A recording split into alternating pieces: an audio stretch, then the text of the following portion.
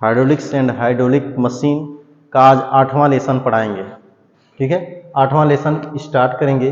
खुली चैनल में प्रवाह, खुली चैनल में प्रवाह कैसे होता है उसके बारे में इस लेसन में हम बात करेंगे। ठीक है, पहली बात हम इसमें सबसे पहले हम बात करेंगे कि चैनल क्या होता है।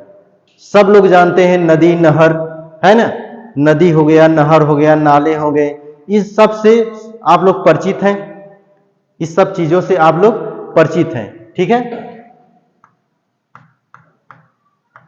चैनल,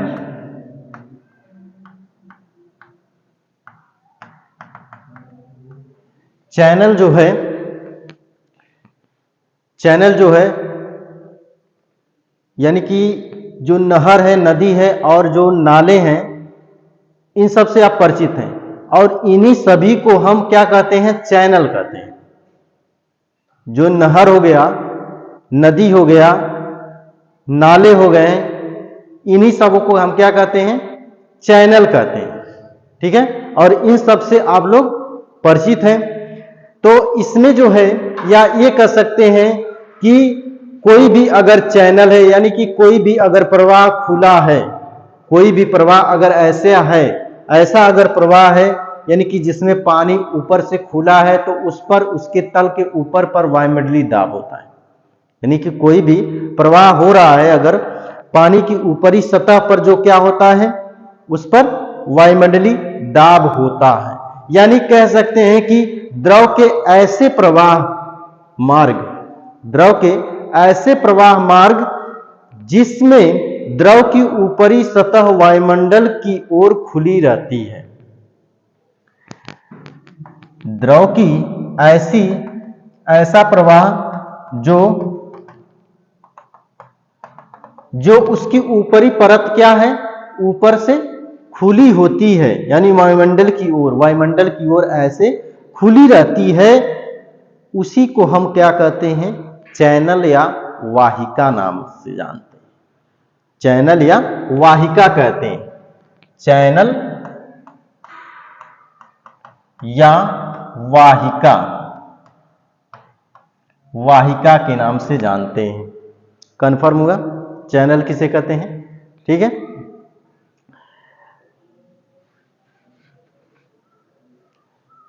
फिर है चैनल में प्रवाह का कारण। इसके बाद हम बात करेंगे चैनल में प्रवाह का कारण। चैनल में प्रवाह का कारण यानी कि चैनल में प्रवाह का कारण क्या है।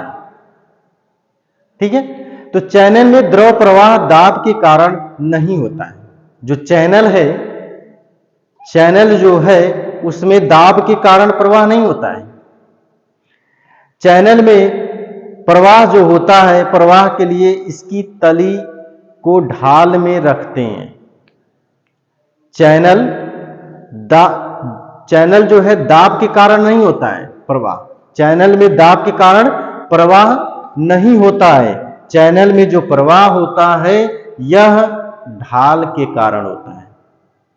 समझ में आई बात, यह ढाल के कारण होता है, यानी कि ढाल में रहता है उसके, यानी कि ढाल में रहता है उसका प्रवाह। ठीक है, और ढाल की ओर ही द्रव प्रवाहित होता है।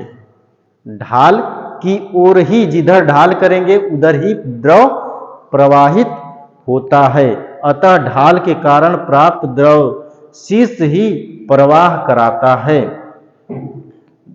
यानी कि जो ढाल है, ढाल के कारण जो दाब, ढाल के कारण जो प्राप्त दाब शीर्ष है, द्रव शीर्ष है, उसी को ही प्रवाह कराता है। द्रव शीर्ष ही प्रवाह कराता है।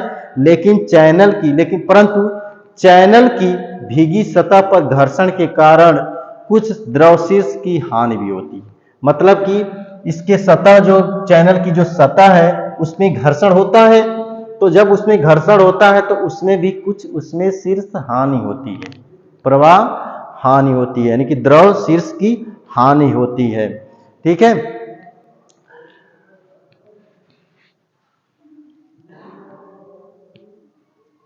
तो ऐसे अगर देखा जाए तो हम तो ऐसे बना दिए हैं इसको, लेकिन इसको ऐसे ना कहकर थोड़ा सा ढाल में दिखा दे रहे हैं कि ऐसे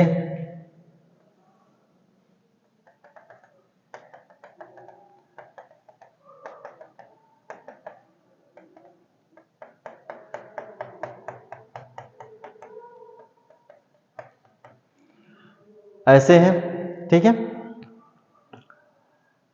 अब ये यहां पे जो देखा जा रहा है, यह जो है, यह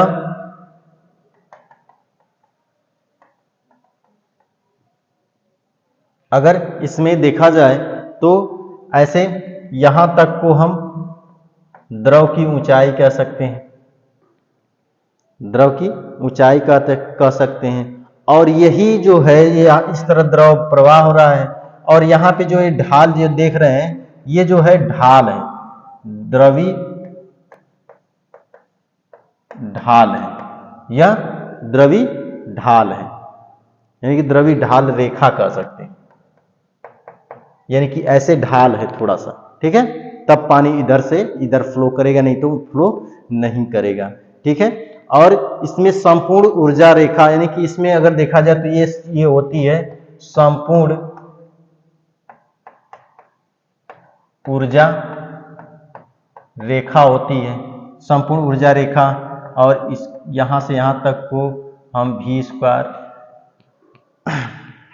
अपॉन 2g बोलते हैं, यानी कि दाब शीर्ष v² अपॉन 2g जो बह रहा है ना। यानी कि ऊपर का पानी देखेंगे तो ऐसे बहेगा ना, ऐसे बहेगा, ठीक है। अब यहां पे समझ में आई बात ना यहां पे। अब इसके बाद हम बात करेंगे चैनल में प्रवाह वेग। चैनल में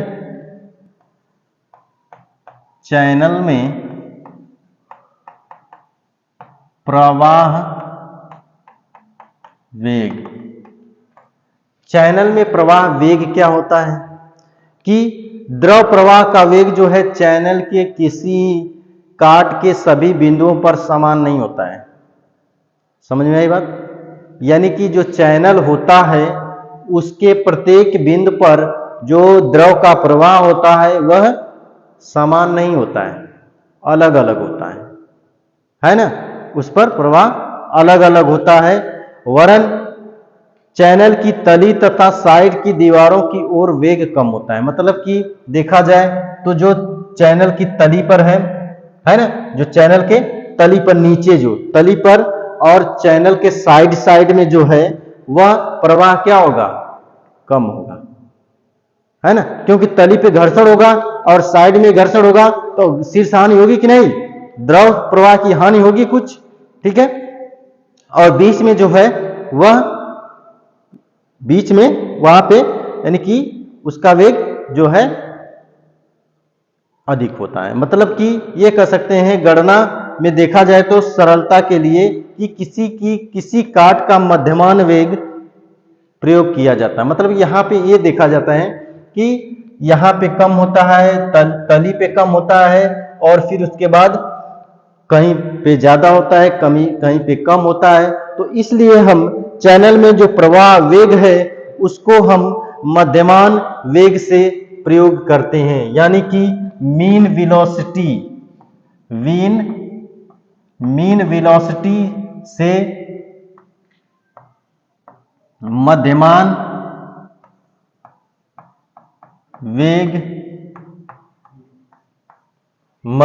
वेग के प्रयोग से उसकी गणना करते हैं।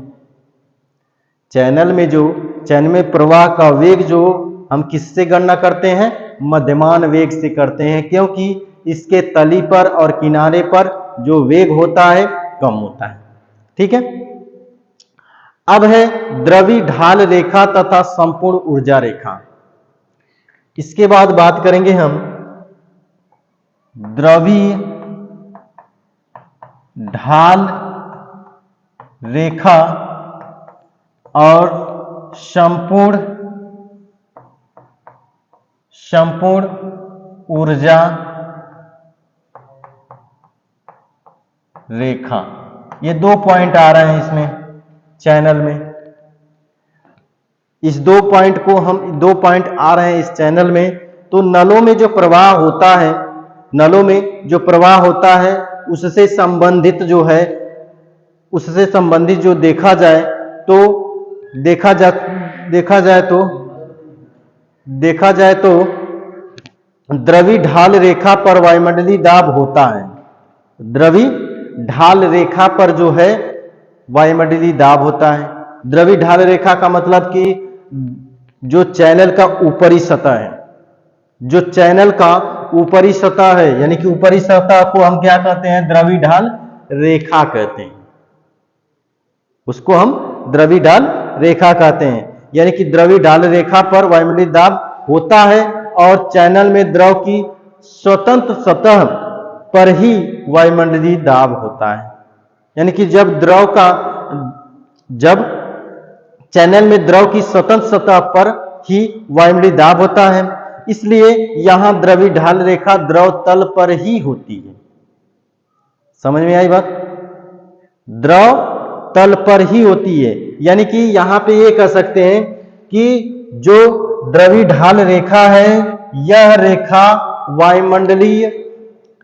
वायुमंडलीय दाब पर होता है। जो द्रवी ढाल रेखा जो है वह वायुमंडलीय दाब पर होता है। ठीक है, वायुमंडलीय दाब पर होता है और चैनल में द्रव की स्वतंत्र सतह पर ही वायुमंडलीय दाब होता है। जब स्वतंत्र तल रहेगा तभी वह वायुमंडलीय दाब होगा, है ना। इसलिए यहां द्रवी ढाल रेखा द्रव तल पर ही होता है, यानी कि द्रव के तल पर ही वायुमंडलीय दाब होता है। समझ में आई बात? इस प्रकार चैनल प्रवाह में संपूर्ण ऊर्जा रेखा ज्ञात करने के लिए, अगर देखा जाए संपूर्ण ऊर्जा ज्ञात करना है अगर इस चैनल में, तो द्रव तल में वेग शीर्ष जोड़ दिया जाता है। चैनल में अब यहां से देख रहे हैं, ये जो देख रहे हैं यक्ष, यही जो है द्रवी ढाल रेखा हो गई, है ना। यानी कि द्रव तल में वेग शीर्ष जोड़ दिया जाता है। द्रव तल जो है यहां पे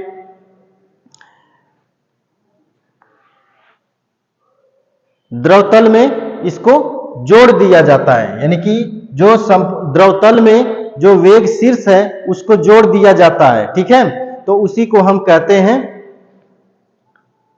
संपूर्ण ऊर्जा रेखा।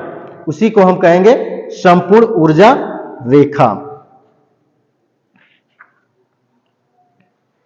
ठीक है, इतना समझ में आई बात। अब हम बात करेंगे इसमें कि विशिष्ट ऊर्जा और विशिष्ट शीर्ष। ठीक है, विशिष्ट ऊर्जा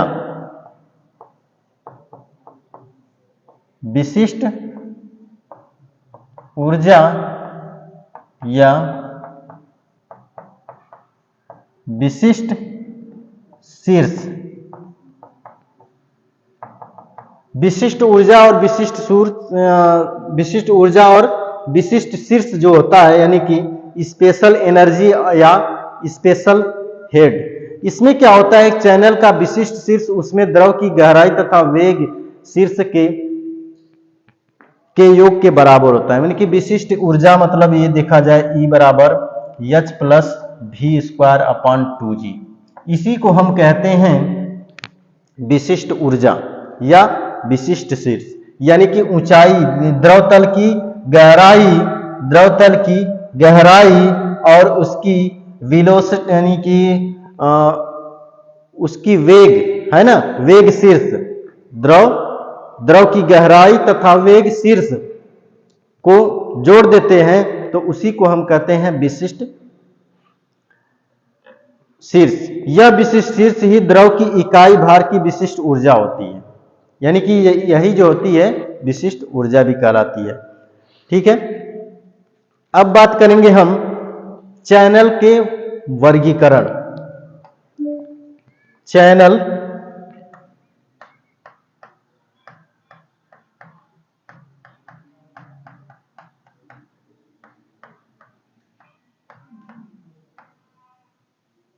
क्लासिफिकेशन ऑफ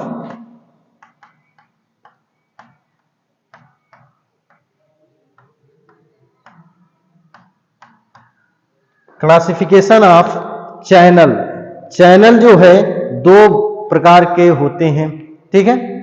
चैनल को हम दो प्रकार से विभाजित कर सकते हैं, यानी दो प्रकार से, यानी निम्न दो प्रकार के होते हैं, है ना। यानी कि देखा जाए तो चैनल जो है विभिन्न आधारों पर भिन्न भिन्न वर्गों में बांटा गया है, लेकिन जिसमें से चैनल पूर्ण रूप से बंद या पूर्ण रूप से जो है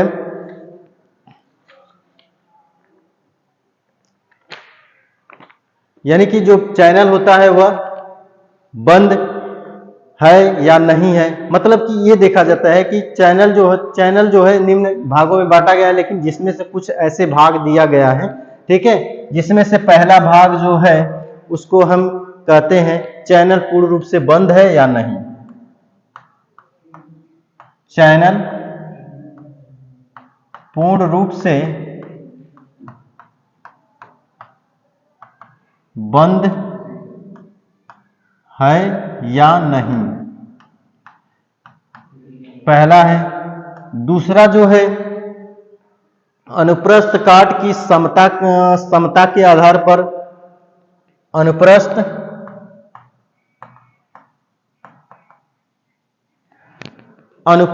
काट की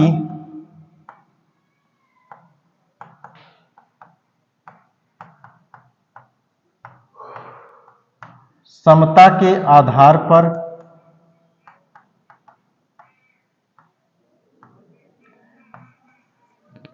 तीसरा जो है प्रवाह के आधार पर,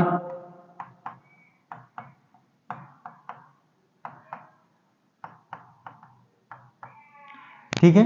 ये तीन टाइप जो है चैनल का वर्गीकरण होता है, और इन तीन भागों में जो बांटा गया है चैनल को, ये चैनल तीन भागों में से एक जरूर एग्जाम में देखने को मिलेगा, इसमें से एक जरूर देखने को मिलेगा, ठीक है। तो इसमें जो है पहला है चैनल पूर्ण रूप से बंद है या खुला है, ठीक है। तो इसमें जो बंद है खुला है, तो इसमें दो टाइप के चैनल आते हैं, इसमें दो टाइप के चैनल होते हैं। एक होता है खुली चैनल, ओपन चैनल, ठीक है। दूसरा है इसमें बंद चैनल, क्लोज चैनल। समझ आई बात? यानी कि इसमें एक खुला चैनल होता है, एक बंद चैनल होता है, ठीक है। अब जो है बंद नहीं कह सकते, इसको ढकी हुई कह सकते हैं, इसको ढकी हुई कह दीजिए, कवर्ड लगा हुआ जिसे, है ना, कवर्ड, ढकी हुई, ढकी चैनल या कवर्ड चैनल, दो टाइप के, ठीक है। अब इसमें जैसे खुली चैनल द्रव की स्वतंत्र सतह की ओर वायुमंडली में खुली होती है। खुली चैनल तो देख ही रहे हैं, जैसे कि ऐसे हो, यानी कि ऐसे चैनल, ठीक है, जो वायुमंडल की ओर क्या हो, खुली हो। ये क्या है, ऊपर क्या है, वायुमंडलीय दाब है, इधर क्या है, वायुमंडलीय दाब है, इधर क्या है, यह खुली हुई है, ठीक है। यानी वायुमंडलीय दाब की ओर क्या है, ये चैनल खुली है, तो उसको क्या कहेंगे, खुली चैनल, है ना। जैसे नदी हो गया, नहर हो गया, नाला हो गया, है ना, ये सब क्या आ जाएंगे, इसमें कौन से आ जाएंगे, खुली चैनल में, ठीक है। अगर ढकी चैनल में देखा जाए, ढकी चैनल द्रव की स्वतंत्र सतह की ओर ढकी रहती है, द्रव की स्वतंत्र सतह की ओर क्या होती है, ढकी होती है। मतलब कि ऐसे चैनल होता है, ये ऐसे चैनल होता है, ठीक है, ऊपर से क्या होगा, इसका कवर्ड दिया रहेगा, ढक दिया गया है, इस चैनल को, ठीक है। इस चैनल को क्या कर दिया गया है, ढक दिया गया है। तो इसका वायुमंडलीय दाब जो है इस तरह हो जाएगा, है ना।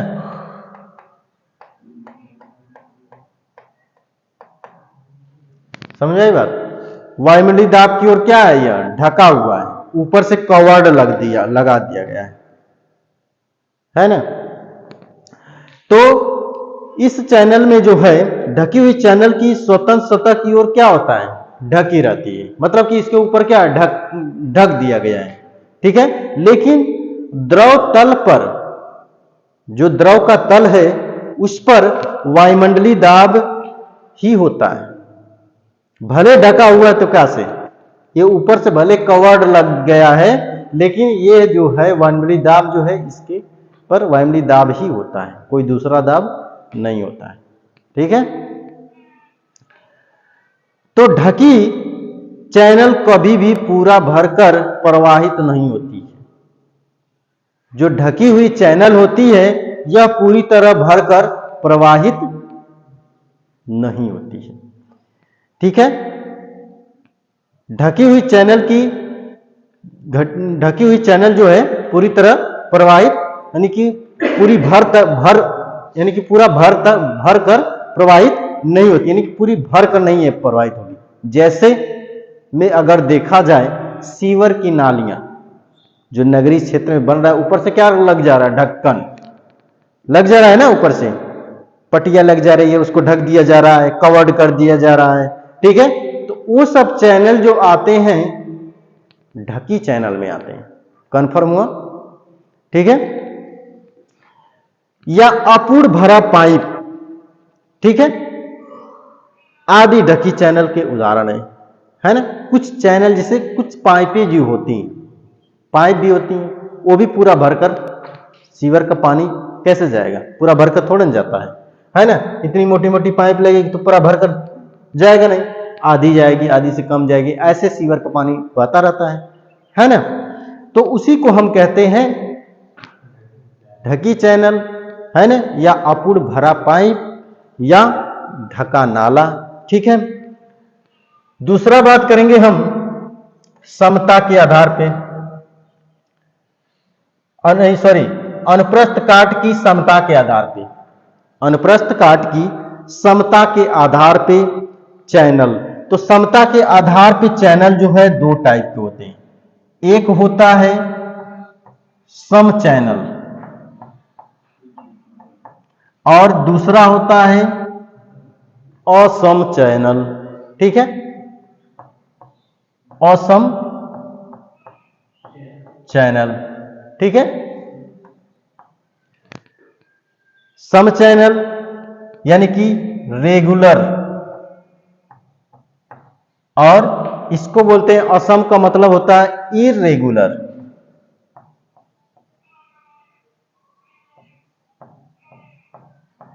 ठीक है। सम चैनल में जैसे कि कोई भी सम चैनल काट के सभी स्थानों पर समान होती है। सम चैनल का मतलब कि काट जो होती है समान होती है, यानी कि अनुप्रस्थ काट के आकार के आधार पर सम चैनल कैसा होता है, आयताकार हो सकता है, ठीक है। समलंबाकार हो सकता है, ट्रेपेजॉइडल हो सकता है, वृत्ताकार हो सकता है, आदि होते हैं, है ना। आदि जो होते हैं सम चैनल में आते हैं, ठीक है। और जो है आदि चैनल में सम चैनल आते हैं, जैसे हो गया नहर। नहर कैसा होता है, या तो ऐसे वर्गाकार हो जाएगा, है ना, यानी कि नहर जो है ऐसे हो जाएगी, ऐसे हो जाएगी, या ट्रेपेजॉइडल हो जाएगी, ऐसे नहर हो जाएगी, है ना। यानी कि एक टाइप की नहर ये हो गई आयताकार, एक ट्रेपेजॉइडल के टाइप का, है ना। तो ये आयताकार हो गई और यह समलंबाकार यानी ट्रेपेजॉइडल, है ना। अगर कोई वर्गाकार होता है, यानी कि वर्गाकार ऊपर से अगर बंद है तो वर्गाकार पाइप जैसे, है ना, तो ये चैनल है ना, इसको बोलते हैं वर्गाकार। तो ये सब चैनल जो आ रहे हैं वो किस में आ रहे हैं? सम चैनल में। ये सब चैनल जो किस में आ रहे हैं? सब चैनल, यानी कि सभी स्थानों पर यह समान होते हैं। ठीक है, यानी कि यहां पे अगर ऐसा है तो आगे जाकर भी यह आयताकार ही मिलेगा। ठीक है, तो ऐसे में हम नहर हो गया, पक्की नाली हो गई, सीवर आदि सम चैनल में। पक्की नाली जो बनती है वो क्या आता है? सीवर। नहर जो बनती है वो भी सम चैनल में आता है। ठीक है, दूसरा है असम चैनल। असम चैनल में क्या आता है? जैसे नदी है ना, नदी हो गया, कोई पानी का स्रोत हो गया, है ना, ये क्या हो गया? अलग अलग हो। नदी देखोगे तो आगे जाकर इतनी होगी, आगे जाके चौड़ा हो जाएगी, फिर आगे जाके पतली हो जाएगी, कहीं गहरी हो जाएगी, ऐसे यानी कि नदी का फॉर्म होता है ना, नदी का स्ट्रक्चर ऐसे होता है। तो वो सब क्या हो जाएंगे? वो सब आ जाएंगे असम चैनल में। बात कंफर्म हुई? ठीक है, एक लास्ट बचा है प्रवाह के आधार पे। प्रवाह के आधार पे जो है दो चैनल आते हैं, एक होता है समान प्रवाह चैनल, दूसरा है असमान प्रवाह चैनल। ठीक है, समान प्रवाह चैनल, असमान यानी uniform flow channel, non uniform flow channel, दो टाइप के चैनल होते हैं।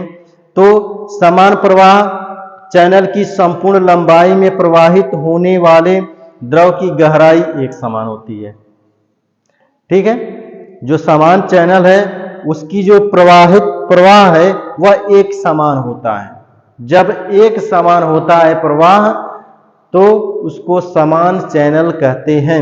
इस प्रकार द्रव का स्वतंत्र तल सदैव चैनल की तली के समांतर होता है, अतः किसी भी स्थान पर चैनल की तली के तल में कभी कमी घर्षण के कारण शीर्ष हानि के बराबर होती है। मतलब कि जैसे कोई नहर हो गई, पक्की नहर बनी हुई है, अगर वहां से 2 सेट चालू करें, पंप सेट चालू करेंगे तो पानी जहां यहाँ जितना पानी रहेगा आगे जाकर उतना ही पानी, उसके आगे जाकर उतना ही पानी, जितना घर्षण यहाँ पे होगा आगे जाकर उतना ही घर्षण होगा।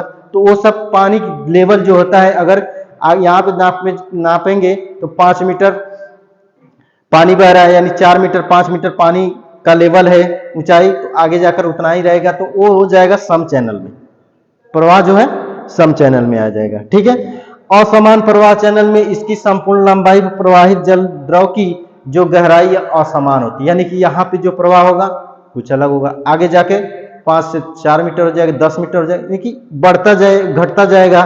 तो ऐसे चैनल जो है असमान चैनल में आता है। ठीक है, आज के लिए इतना रहने दे रहे हैं, अगली क्लास कल चलेगी। Okay bye, thank you.